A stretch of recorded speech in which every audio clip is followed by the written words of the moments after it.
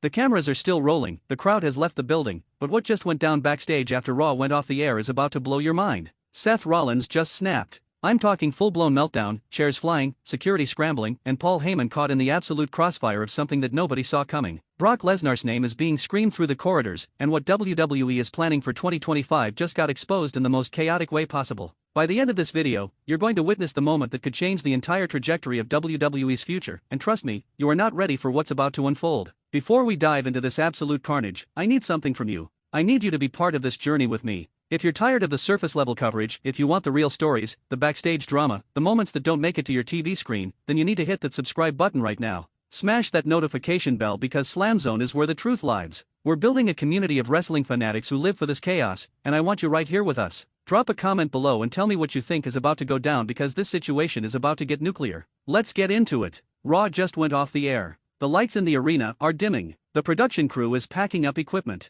Fans are filing out, still buzzing from what they just witnessed during the broadcast. But backstage? Backstage is where the real show is happening. And what's unfolding right now is pure, unfiltered chaos. Seth Rollins is pacing like a caged animal in the hallway outside gorilla position. His hair is still damp from his match. His gear is still on. But his eyes? His eyes are filled with rage that's been building for weeks, maybe months. You can hear it before you see it. The sound of something crashing, metal hitting concrete, voices shouting, and then, clear as day, Seth's voice cutting through everything else. Where is he? Where is Paul? Security personnel are scrambling, producers are trying to intervene, but Seth Rollins is on a mission, and nothing is going to stop him from getting answers. Paul Heyman rounds the corner, and the moment he sees Seth, his face goes pale. The wise man, the special counsel, the advocate who always has a plan, suddenly looks like he's been caught with his hand in the cookie jar. Seth charges forward, and you can feel the intensity radiating off him. This isn't a work. This isn't scripted television drama. This is real emotion, real frustration, real fury that's been bottled up and is now exploding in real time.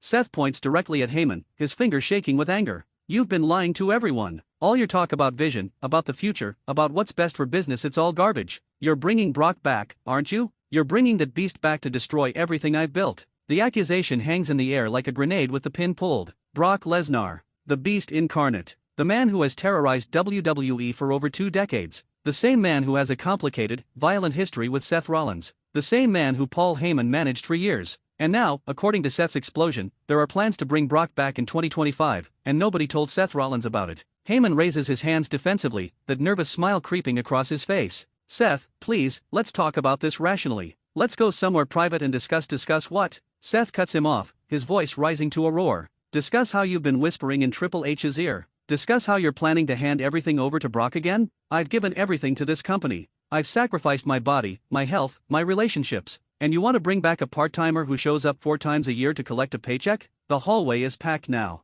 Wrestlers are emerging from their locker rooms. Crew members have stopped working. Everyone is watching this confrontation unfold. This is the kind of moment that doesn't happen often. Raw, genuine emotion spilling out in front of everyone. And what makes it even more intense is that Seth isn't wrong. Brock Lesnar's returns have always been controversial. Full-time wrestlers bust their backs 300 days a year, and Brock swoops in, dominates, and disappears again. But there's more to this story. During tonight's Raw, there was a moment. A botch. A brief segment where production seemed to accidentally air footage that wasn't supposed to be shown yet. It was only a few seconds, but eagle-eyed fans caught it. A graphic. A promo package. And in that package, Brock Lesnar's music hit. His image flashed across the screen. And the date? 2025 Royal Rumble. The footage was quickly cut, replaced with something else, but the damage was done. The internet exploded. Twitter went crazy. And Seth Rollins? Seth Rollins was watching from backstage, and he lost it. Paul Heyman takes a deep breath, composing himself. Seth, you need to understand something. WWE is evolving. The landscape is changing. Triple H has a vision for where this company needs to go, and yes, that vision includes bringing back certain assets.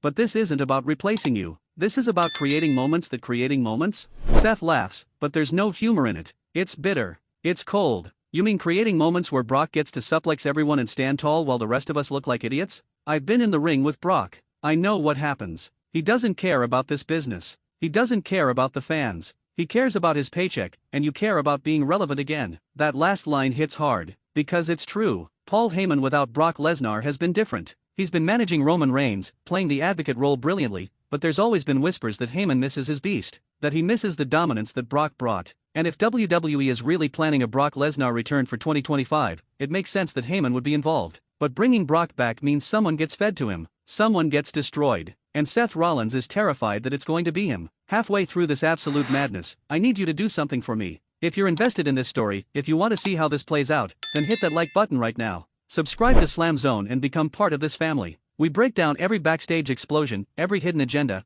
every twist that WWE tries to keep secret. Turn on those notifications because you don't want to miss a single upload. Comment below and tell me, should Brock Lesnar come back, or should full-time wrestlers like Seth get the spotlight they deserve? Now let's get back to this chaos. The tension is reaching a breaking point. Other wrestlers are starting to take sides. You can see it in their faces. Some are nodding along with Seth's points. Others are staying neutral. But everyone understands the frustration. The part-timer debate has raged in WWE for years. Legends returning for one-off matches at WrestleMania is one thing, but when they dominate championship pictures and take opportunities from full-time talent, that's when resentment builds. Suddenly, Triple H appears. The game himself, now the chief content officer of WWE, walks into the hallway with authority. The crowd parts. Everyone knows when the game arrives, things get serious. He looks at Seth, then at Paul, then back at Seth. His expression is unreadable. My office. Now. Triple H's voice is calm but commanding. Both of you. Seth doesn't move immediately. He's still staring daggers at Heyman, chest heaving, fists clenched. But eventually, he nods and follows Triple H down the corridor.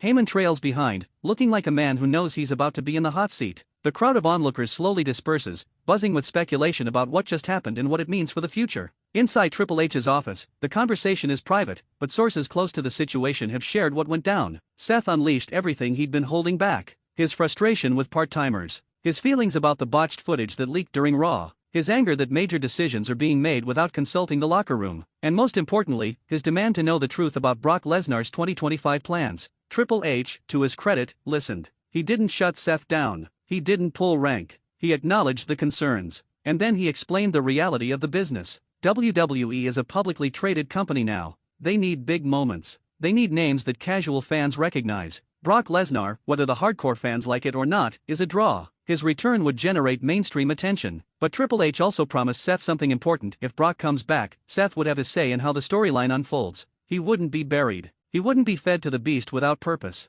But here's where things get really interesting. Paul Heyman's role in all of this is more complicated than anyone realized. Heyman has been pitching a major storyline for months. A storyline that involves Brock Lesnar, yes, but also involves building new stars. The vision isn't to have Brock dominate like he did in 2014 or 2017. The vision is to use Brock as the ultimate final boss, that someone, maybe Seth, maybe someone else, finally conquers in a way that feels meaningful and creates a new main event star. Seth listened to all of this, but his skepticism remained. He's been in WWE long enough to know that plans change, promises get broken, creative pivots at the last second. And when Brock Lesnar is involved, things always seem to tilt in Brock's favor. That's just the reality of working with someone who has that much leverage and star power. The meeting ended without complete resolution, but with an understanding. Seth would be kept in the loop moving forward. Heyman would be more transparent about his pitches and plans. And the botched footage that aired during Raw? That was addressed too. It was a legitimate production error. Someone in the truck queued up the wrong graphics package, and for a few seconds, internal planning materials made it to air. It wasn't a deliberate leak, but the damage was done. Now everyone knows Brock is being discussed for 2025, and the speculation is going to be relentless. As Seth left Triple H's office, his demeanor had shifted slightly. Still angry, still frustrated, but perhaps with a small glimmer of hope that his voice had been heard. He passed by several wrestlers in the hallway who gave him nods of support.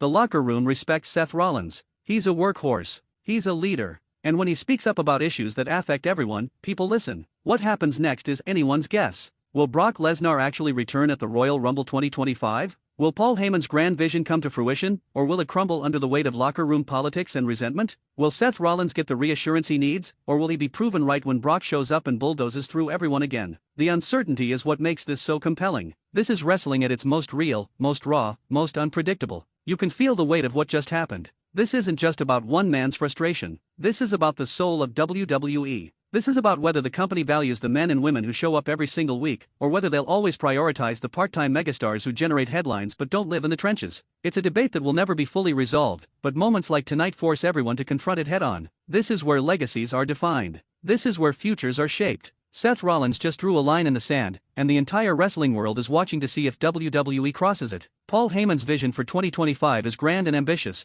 but it comes with risks. Bringing back Brock Lesnar always does. The beast incarnate is a force of nature, but he's also a lightning rod for controversy. And after tonight's explosion, that controversy just got amplified tenfold. Before you go, I need you to understand something. What we just broke down here is the kind of content you won't get anywhere else. This is SLAMZONE. This is where we go deeper, where we analyze not just what happens on screen but what happens behind the curtain. If you love wrestling, if you live for these moments of real drama and real stakes, then you need to subscribe right now. Hit that like button, turn on notifications, and drop a comment telling me where you stand on the Brock Lesnar return debate. Share this video with every wrestling fan you know because this story is just getting started, and you're going to want to be here for every twist and turn. Thank you for being part of the SLAMZONE family. This is where the real stories live. This is where we don't shy away from the tough conversations. And this is where you belong if you're a true wrestling fanatic. I'll see you in the next one. Now let's watch how this all plays out.